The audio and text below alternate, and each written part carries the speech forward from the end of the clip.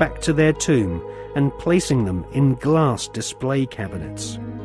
For nearly 40 years, George W. Bush has been an active member of this most bloodthirsty occult secret society. His allegiance is primarily to his fellow bonesmen, not the American people. In order to prove his devotion to the Skull and Bones, Prescott Bush, grandfather of George W. Bush, savagely desecrated the grave of Apache Indian chief Geronimo. Prescott Bush robbed Geronimo's grave and had Geronimo's skull placed in a display case alongside the Order's other treasured possessions, which include silver tableware from Hitler's Eagle's Nest headquarters in Nazi-occupied Austria. Welcome to the satanically inspired secret world of the Skull and Bones Brotherhood of Death. Welcome to the sick world of the Bush family.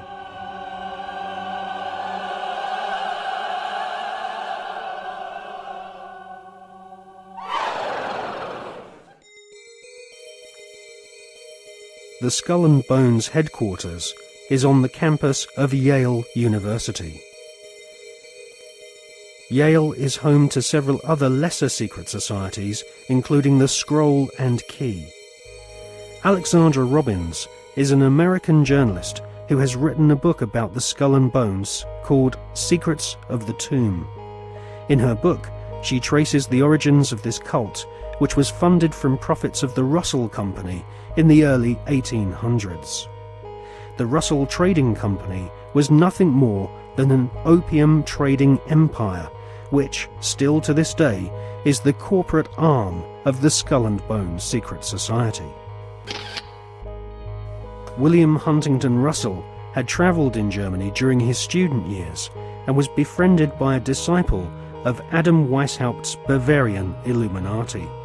Upon returning to the USA in the early 1800s, Russell used some of his family's opium wealth to fund the building of the tomb at Yale University. Russell initiated several of his fellow classmates, including Alphonso Taft, who would go on to become the Secretary of War and ambassador to Russia. Alphonso Taft's son became President of the United States, and so a time-honoured tradition of hereditary membership of the Skull and Bones Brotherhood of Death was begun. We see this tradition continued to this day, with senior bonesmen encouraging young initiates to marry into each other's families, their sons and daughters following in their parents' footsteps and becoming disciples of this most unholy of orders. In the Hollywood movie Brotherhood of the Bell, we see an initiation ceremony, which is a common occurrence on the campuses of America's elite Ivy League secret societies.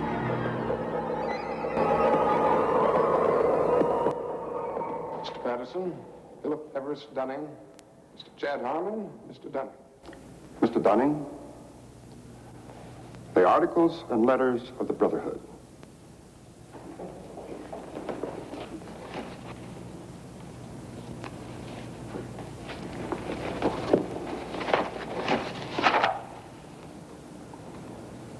Do you swear that having been entrusted with these articles and letters since midnight this night, that you alone read them and did not communicate their content to any person whatsoever? I so swear. Having so sworn, are you now prepared to go forward? I am prepared.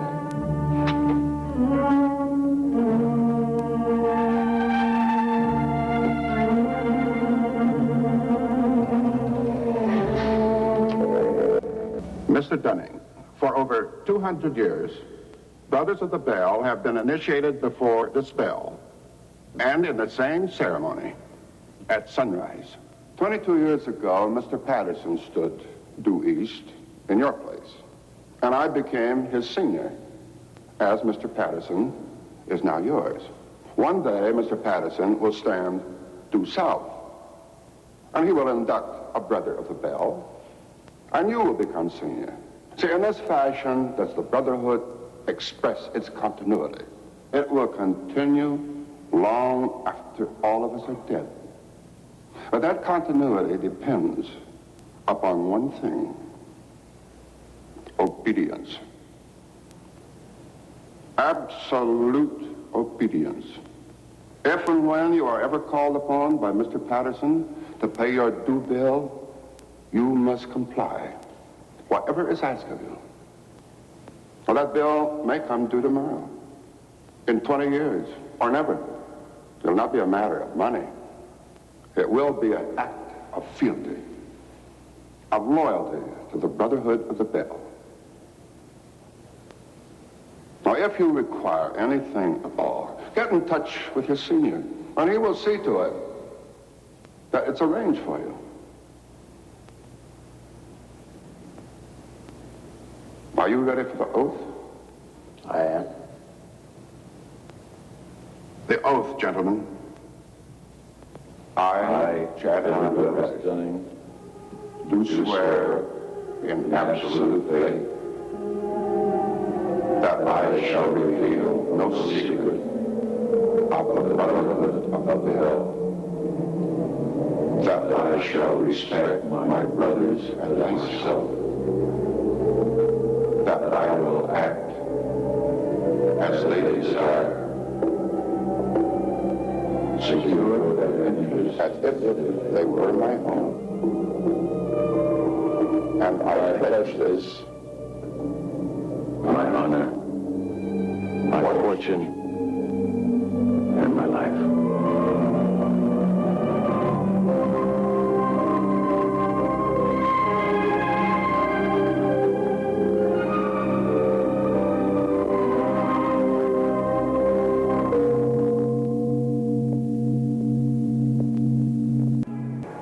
You know, I still find it incredible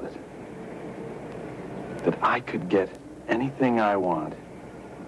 Anything a man could get with money, privilege, and the best connections. You know, it just occurred to me that we're part of the establishment now. Not part. The establishment.